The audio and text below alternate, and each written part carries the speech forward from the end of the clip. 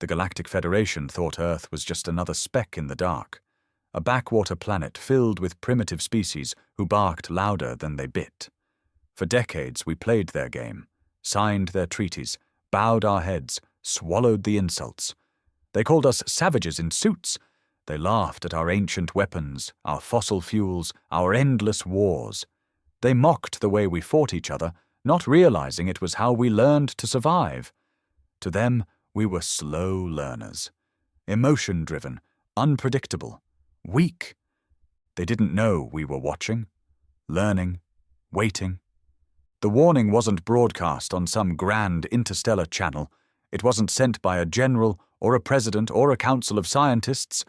It came from a single man, standing alone in a forgotten system, orbiting a dying star. His name was not known to them, but his voice carried across the void. "If you keep pushing," he said, calm and clear, "we will stop holding back. And you don't want to see us when we stop holding back." The aliens laughed.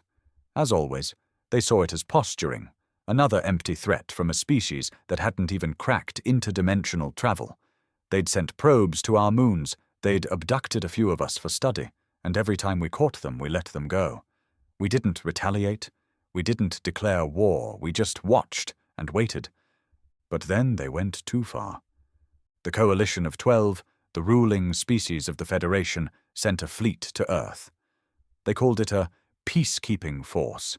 They said it was to ensure compliance with new galactic regulations. In truth, it was a show of force, a warning to us: stay in your place. Remember who owns the stars. They arrived in orbit with 50 warships, cloaked in golden alloy and powered by cores that pulsed like small suns. They shut down our satellites in under a minute, cut off communication. Then they made a mistake. They fired. They didn't target military bases. They went for the cities: London, New York, Lagos, Delhi. They said it was surgical. They said they only hit targets of potential resistance. But anyone who watched the skies that day knows what happened. It was genocide. Millions dead in the first hour. Parents holding their kids in the street, vaporized in blinding white fire. Hospitals crushed. Water turned to steam. Skies black with ash. And still they laughed. Still they broadcast their messages of peace. That's when we stopped holding back. We'd kept it hidden for decades, Project Revenant, buried deep beneath Antarctica, in a base even our own governments denied existed. No alien tech, no borrowed science, just raw human brilliance and desperation, forged by betrayal and powered by grief. A new kind of war engine. Not a robot, not a ship, something between both, something alive. We called it Omen. It was activated by a man named Garrett, former soldier, dishonorably discharged, labeled unstable after refusing orders in the Martian Rebellion. They chose him because he didn't flinch. Because he had nothing left to lose. The machine fused with his body, his nerves, his rage. It didn't just amplify him, it became him. Garrett's first act wasn't a speech. It wasn't a rally or a plan. He flew straight through the belly of the lead alien dreadnought and tore it apart from the inside. He didn't use missiles. He didn't need to. By the time the Federation realized what was happening, 5 more of their capital ships had fallen, each split like fruit under pressure. They tried to retreat. They couldn't. We'd locked them in orbit with an energy net powered by Earth's core, a trap they didn't even know we could build. That day, Earth didn't beg. We didn't negotiate. We answered. And the galaxy finally saw the real humans, not the ones they poked and studied. Not the ones who wrote poems and played peace. They saw what we became when we stopped pretending. The Federation didn't have a word for vengeance. Not the kind that boiled in the bones of men like Garrett. They had strategies, protocols, damage control, terms invented by species that had evolved in sterile, ordered societies where war was clean and loss was statistical. But humans, we remembered fire, we remembered blood. And Garrett, he gave the galaxy a lesson they wouldn't forget. The orbital battlefield above Earth looked like a god had taken a hammer to the stars. Federation ships drifted in pieces, some molten, some frozen, all lifeless. Garrett hovered among the wreckage, the Omen's armor pulsing with heat and rage. His face barely showed beneath the metal, but his voice came through the open channels like thunder. "This was your piece?" The transmission echoed through every Federation relay, unfiltered. Civilians across a dozen systems heard it. So did their governments. It wasn't just a question. It was an accusation. Back on Earth, the planet was a wound. Cities still burned. Air sirens screamed into the void, even when there was no one left to hear them. But the people who had survived, they weren't afraid anymore. Something inside humanity had snapped. A line had been crossed that couldn't be uncrossed. Within days, every underground project, every black site prototype, every rejected weapon design from Earth's last century of warfare was dug up and powered on. Old enemies shook hands. Rival nations merged command. We stopped bickering. We stopped pretending the Federation would ever see us as equals. Now we knew they saw us as prey, and we were done running. In orbit, Garrett didn't return to base. He didn't need orders. He'd become something more than a soldier. He was now a symbol, whether he wanted it or not. He drifted through the dead fleet, scanning for survivors. Found one. A single enemy cruiser, barely functional, limping away from the wreckage. Its engines sputtered. Its shields were down. Inside were about 70 alien soldiers, injured, panicked, begging for evac. Garrett didn't attack. He boarded them. The footage later went viral across the systems. Not because of the violence, number there was barely any. Garrett walked through the corridors of the alien ship in silence, stepping over the wounded. He didn't fire, didn't shout. When he reached the bridge, he sat down in the captain's chair, drenched in blood, half his face burned, the Omen armor cracked and sparking. He looked into their eyes, those large, glistening alien eyes filled with fear and confusion.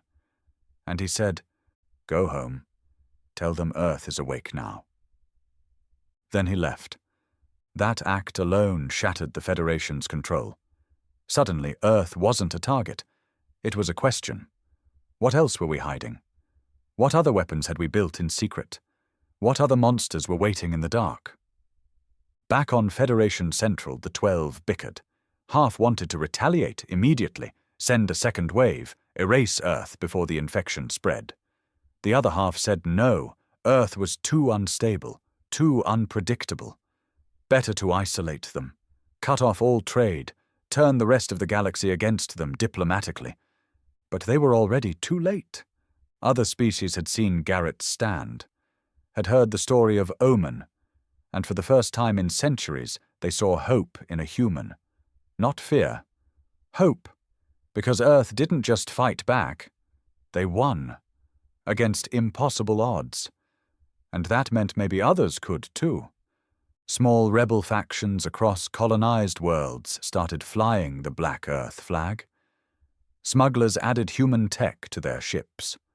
Whole systems began questioning Federation rule. The very structure of galactic order began to crack, and all of it traced back to that single broadcast. "If you keep pushing, we will stop holding back."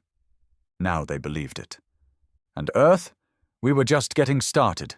The black flag of Earth didn't carry a symbol, just darkness and the silent promise that if you threatened us again, we would show you what that darkness meant. It wasn't meant to inspire. It wasn't meant to unify. It was a warning. But the galaxy didn't see it that way. The oppressed, the exiled, the enslaved, species and colonies crushed under the Federation's so-called peace began rallying around Earth like moths to flame. They didn't care that we were violent. They wanted violent. They didn't care that we had scars. They trusted scars. Because Earth didn't just survive the Federation's purge, we humiliated them. Meanwhile, Garrett was gone. No public return, no interviews, no parades. After he let that Federation ship limp away, he disappeared into the debris field. Some say he was hunted down, others say he went rogue, turned on his own kind. But those who really knew him, the ones from before Omen, said he just didn't care about glory. He didn't fight for medals, he fought because someone had to. Still, Earth needed more than one ghost in armor. We needed strength in numbers, a way to strike back not just in orbit, but in their space, in their cities, in their hearts. So came the launch of Operation Wraith. The plan was simple: hit the Federation where it would hurt the most, not on the battlefield but in their illusion of control. Wraith wasn't an army. It was a release. Earth took its most dangerous minds, the hackers, the rogue engineers, the disavowed captains, and gave them a green light. No oversight, no limits, just one order. Make them bleed in ways they can't see. In under a week, 10 Federation outposts went dark. Their satellites fell from orbit. Banking systems collapsed. Entire supply chains were redirected to dead zones in space, and everywhere the signal dropped, a message popped up, burned into every screen, every panel. We warned you. The panic was immediate. The Federation sent scouts to every affected region. They found nothing.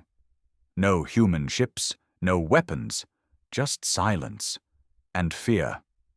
Because now Earth wasn't just defending itself. We were reaching, and the galaxy finally realized. We were never weak. We were patient. But the 12, they didn't back down. Pride wouldn't let them. They launched a propaganda campaign, called Garrett a war criminal, claimed Earth used outlawed tech, blamed us for destabilizing galactic peace. They never admitted what they really feared, that Garrett wasn't a glitch. He was the prototype. They weren't wrong. Omen wasn't our only weapon. In the months after the orbital purge, Earth's labs worked non-stop. The silence of space became the forge of something new. Hybrid engines powered by human emotion. AI battleframes bonded with veteran soldiers who'd already lost everything. We didn't build fleets to protect Earth. We built them to hunt. By the 3rd month, Earth had its own navy. Not sanctioned, not recognized, but very, very real. And it didn't wait. The first strike came at Virel 6, a mining colony that supplied the Federation's elite with their most precious element, stellarium. Earth strike team didn't ask questions. They landed, issued one warning to the workers: leave now. When the Federation guards refused, they were turned into ash. No survivors, no broadcasts, just one black flag planted in the ash, flapping in artificial wind. Back on Earth, people changed. They stopped apologizing for their nature. We stopped trying to mimic the galaxy's diplomacy. We remembered who we were, what we were. Not the strongest, not the smartest, but the most dangerous thing in existence when you back us into a corner. The 12 tried to adapt. They always did. When their control started slipping, they responded the only way they knew how, with more control. They tightened the grip, issued curfews across allied worlds, shut down all trade to Earth-adjacent systems, labeled any species aiding humans as terrorists. It didn't work, because Earth wasn't fighting to be accepted anymore. We were fighting to be remembered, as the race that warned the stars and then made good on every threat we ever whispered. More colonies fell, not because of Earth's navy. They didn't need fleets to win. All it took now was fear, whispers, black market footage of Garrett's attack, rumors of ghost ships, human-built, that blinked into orbit and tore planet-side defenses to shreds in minutes. And always the same flag, the same warning, no words, just the void. Meanwhile, deep in uncharted space, a ship returned. They said Garrett was dead, that he vanished into the wreckage, burned up, consumed by the Omen frame's unstable fusion core. But then came the signal, raw, glitched, barely traceable. It came from a system that didn't exist on any Federation map. Not just hidden, erased. The message wasn't for the Federation. It was for us. Not done yet. 3 words, that's all. But to those who believed he was myth, it was proof. And to those who knew him, it was something more terrifying. He'd survived. The Federation's high command collapsed into panic. Every military outpost went to red alert. Ships were rerouted, defenses doubled. They thought Garrett had become a rogue weapon. What they didn't realize, what they refused to understand, was that Garrett never went rogue. He was the plan. Earth knew this war wouldn't be won by numbers, it would be won by symbols. And Garrett, burned and bloody, crawling out of a dead sector with vengeance in his veins. That was a message even the stars couldn't ignore. But Earth wasn't waiting on Garrett. We'd moved on. While the Federation scrambled to find one man, we turned our attention to their beating heart, Helix Prime, the political center of the galaxy. The cradle of their power. No human ship had ever crossed its borders. No fleet dared approach. Until now. The fleet wasn't large. 7 ships. Old, loud, messy. No cloaking, no stealth. Just blunt force and defiance. Leading them was Commander Reese, a man who once fought on the losing side of Earth's last world war. A man who'd watched his own brothers die in drone fire and vowed he'd never fight for a lie again. Reese wasn't a soldier anymore, he was a reckoning. When they breached Helix Prime's orbit, the Federation laughed again. They thought it was a bluff, a suicide run. But Earth wasn't bluffing anymore, and death, that wasn't a threat, that was a guarantee. Reese didn't ask for surrender, he didn't even open a channel. He dropped the fleet's engines to full burn and rammed the first cruiser straight through the orbital palace's defense ring. Shields shattered, alarms screamed, and before the Federation could respond, Earth ships had scattered like wolves, each one aimed at a critical system. Power grids, communication arrays, air control towers. In under 15 minutes, Helix Prime lost its sky. And then, from the flames and falling debris, the same voice echoed once more across the fractured frequencies of the galaxy. "We warned you." The stars, once so bright, began to look different to those who watched. They weren't cold anymore. They burned. And Earth had lit the match. The aftermath of the Helix Prime assault didn't just shake the Federation, it broke its illusion of invincibility. For centuries, Helix had been the symbol of absolute control, the throne from which the 12 watched the galaxy spin under their thumb. Now, its towers smoldered. Its air reeked of melted steel and alien blood. And for the first time in recorded history, the Federation's capital had seen fire. But Earth wasn't celebrating. Reese and his fleet didn't return. None of them made it out. They knew they wouldn't. It was never meant to be a victory. It was a message written in sacrifice. A blueprint for how to dismantle an empire with courage instead of fleets. And it worked. Systems once terrified into obedience started rejecting Federation rule. Supply lines collapsed under rebellion. Whole species declared neutrality, refusing to fight Earth, no matter the consequence. And through it all, Earth didn't claim territory, didn't demand tributes. We just whispered the same line to every world we touched. Fight them if you want, but leave us the hell alone. That scared them more than anything. Because we didn't want power. We just wanted to exist. And they couldn't accept that.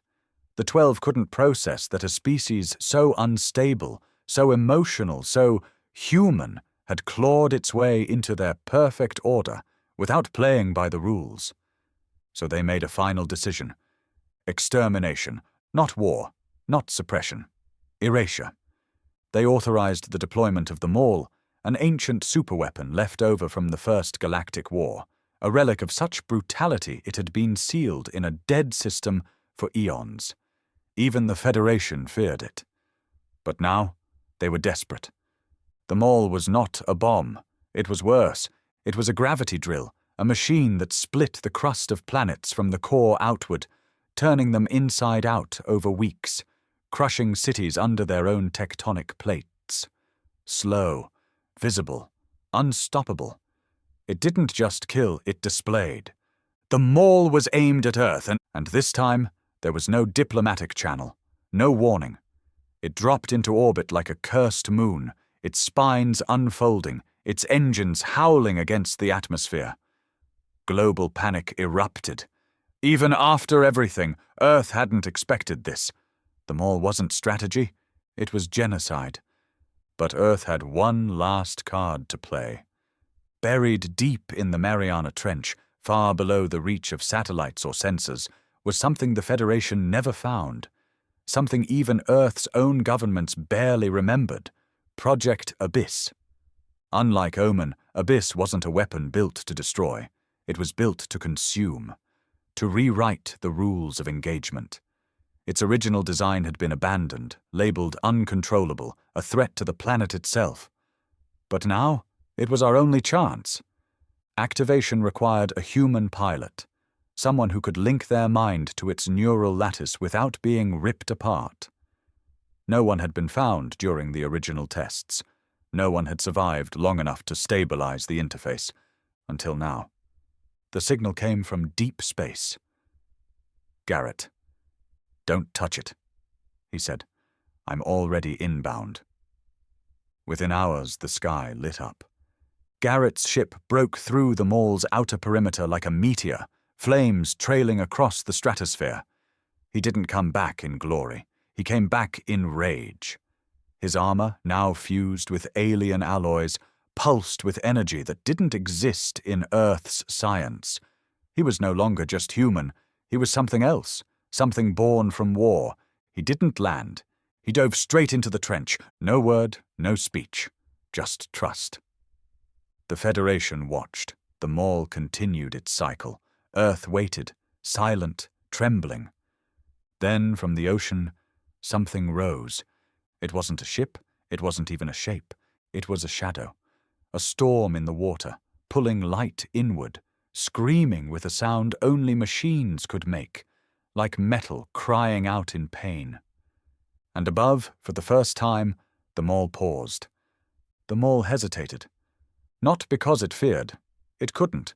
It was a machine of absolute logic, built with no protocol for retreat, no override for mercy. But something in the abyss, something born in that trench, fused now with Garrett's mind, disrupted its rhythm. The gravity drill stuttered.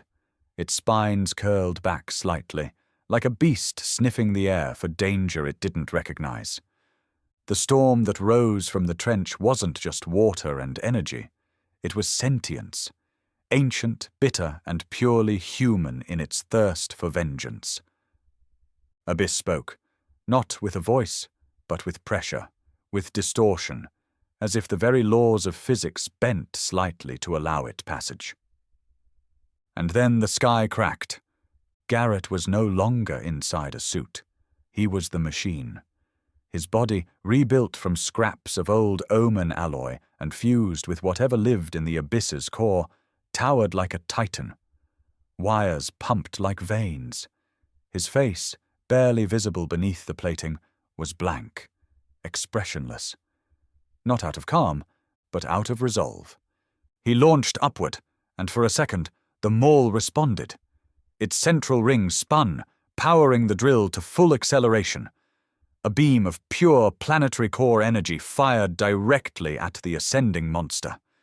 It hit Garrett dead center, and did nothing. Instead of vaporizing him, the beam dispersed, scattered like a flashlight on water. The crowd watching from Earth, from orbit, from rogue systems broadcasting illegally just to witness humanity's last stand, gasped. Garrett didn't stop. He ripped through the maul's shell like peeling open a coffin. Massive plates broke free. The machine screamed, not in pain, but in violation. It had never been touched, never been challenged. Inside, at its core, pulsed the singularity heart, a quantum engine that distorted gravity to fracture planets. Garrett didn't hesitate. He reached inside with both arms and pulled. The explosion didn't come from the mall, it came from the void around it. Space folded inward, time twisted. For one brief second, every ship in orbit lost signal. Stars blinked. And then the mall was gone. Not destroyed. Erased. The silence that followed was thicker than death. Earth held its breath. Cities waited. Satellites scanned. Then, through every surviving comm, a voice cut through the static. "We warned you, this was restraint." It wasn't Garrett, not entirely. It was something else, something with him. Abyss. Now every civilization that had once mocked Earth, laughed at our chaos, dismissed our bloodlust, they began to panic. Because the Federation's most feared weapon had been destroyed by one man. Because Earth's monsters were no longer theoretical. Because they had no idea how many more we were hiding. And worst of all, because the human who had become legend, who had died and returned and bled through the stars, didn't return for rest. He vanished again. No signal. No trace. Only rumor. Some say he left with Abyss, deeper into the void, searching for something worse than the mall. Others say he dissolved into the machine, no longer human at all. But Earth remembered. We built statues, not for worship, but for warning. We taught our children not to trust the stars, not to envy the shiny galaxies and their perfect peace. Because we knew peace was a lie, told by those who'd never felt real fear. And now the galaxy knew fear, because the race that warned them had finally shown them, and we were just getting started. In the weeks that followed the mall's disappearance, a strange quiet settled over the galaxy. Not peace, silence, the kind that follows an execution, the kind that chills bones and buries empires. The Federation didn't send another fleet. They didn't issue statements. They didn't retaliate. Because now they didn't know how. Their greatest weapon had vanished without a trace, and their most stable systems were fracturing from the inside. Entire planetary governors resigned overnight. Fleet commanders went rogue, refusing to engage human targets. Even the 12 themselves stopped appearing in public. Earth, without firing a single follow-up shot, had become untouchable. And yet we didn't celebrate. No parades, no victory speeches, just rebuilding. Quiet, brutal rebuilding. The cities destroyed in the first wave of attacks were slowly returning to life, built not from glass and hope, but concrete and grit. The new Earth didn't trust beauty. It trusted strength. Underground, in cold bunkers and dim-lit war rooms, Earth's best minds began working on a doctrine, not for expansion, but for containment. Because now we knew something the rest of the galaxy hadn't realized yet. The Abyss wasn't built by us. We'd found it, buried beneath the seabed during the early 21st century, sealed behind layers of impossibly dense rock. Back then it was dismissed, labeled as an anomaly. But when the war began, when we were being hunted, someone remembered it. Someone got desperate enough to unseal what should have stayed dead. And now that it had awoken, fused itself with Garrett, it wasn't just ours anymore. We had to keep it here, because if it ever got loose, if it ever found its way into the wider galaxy, the Federation wouldn't just burn. The stars themselves would go dark. But others didn't care. Across the systems, human sympathizers and rebels inspired by Earth's stand began forming their own factions. They started arming themselves with crude imitations of Omen tech, building unstable AIs, experimenting with human neurological designs. And they weren't careful. One outpost, Miro Station, attempted to replicate Abyss tech. It lasted 12 minutes. Then the station disappeared entirely. No explosion, no wreckage, just vanished. All sensors reported a gravity spike, exactly like the one that erased them all. Now panic set in. The Federation, desperate to keep order, issued an edict. All research into Terran-grade technology is to be banned under threat of system-wide cleansing. They tried to blame us again. Said we were spreading chaos, that we were unleashing horrors we couldn't control, but everyone knew the truth. We didn't unleash anything. We just stopped pretending we couldn't. Meanwhile, back on Earth, a new signal emerged. Not from Garrett, but from the abyss itself. Low, warped, fragmented. It repeated one phrase in every known language. It remembers. Nobody knew what it meant, until the nightmares started. Veterans who had fought alongside Garrett began reporting visions. Not dreams, visions. Images of machines twisting into organic forms, of stars bleeding light, of something massive, ancient and angry moving in the spaces between galaxies. Something the abyss feared. And if it feared, then Earth had a new problem. Because whatever Garrett found out there, whatever he became part of, had changed the rules. The warning we gave the galaxy, it was never about us. It was about what was coming. And Earth, we were the only ones savage enough to face it. The stars dimmed. Not literally, not yet. But every deep-range scanner, every long-wave probe Earth and its few allies had left running, they all reported the same thing. A creeping void at the edge of mapped space, expanding like a bruise on the fabric of the universe. No energy signatures, no signals, just cold. Garrett hadn't returned. Not in body, not in voice. But we knew he was still alive, or at least something of him was. We felt it. Every now and then, systems glitched in ways that couldn't be explained. A moment of silence in comms, a ripple in AI logic streams. They called it the ghost in the black. And every time it happened, one word appeared on the screens. Preparing. The Federation was crumbling. It hadn't fallen yet. Those in power never surrender easily. But their grip was slipping faster than they could lie. Their colonies had grown restless. Too many of their own people had started asking questions they couldn't answer, like why the sky was growing quieter, why their distant science vessels kept going dark, why Earth wasn't retaliating. Because Earth had stopped caring about revenge. Now we were focused on survival. Underground, in the deepest bunkers, Earth built new vaults, not to store weapons, but people. Genetics labs worked overtime to prepare for the worst. Our best minds stopped designing weapons of destruction and started designing bunkers that could endure when the stars went silent. And somewhere deep in the Pacific, the abyss pulsed quietly. Not attacking, not speaking, just waiting. Like it, too, was bracing for something bigger than all of us. And then it came. No warning, no light, just absence. A mining colony on the edge of Orion's shroud. Gone. Not bombed, deleted. Ships sent to investigate vanished mid-transmission. Only one escape pod made it out. Inside was a single man. Skin burned, eyes blind, voice shattered. But he kept repeating the same phrase over and over. It's not from here.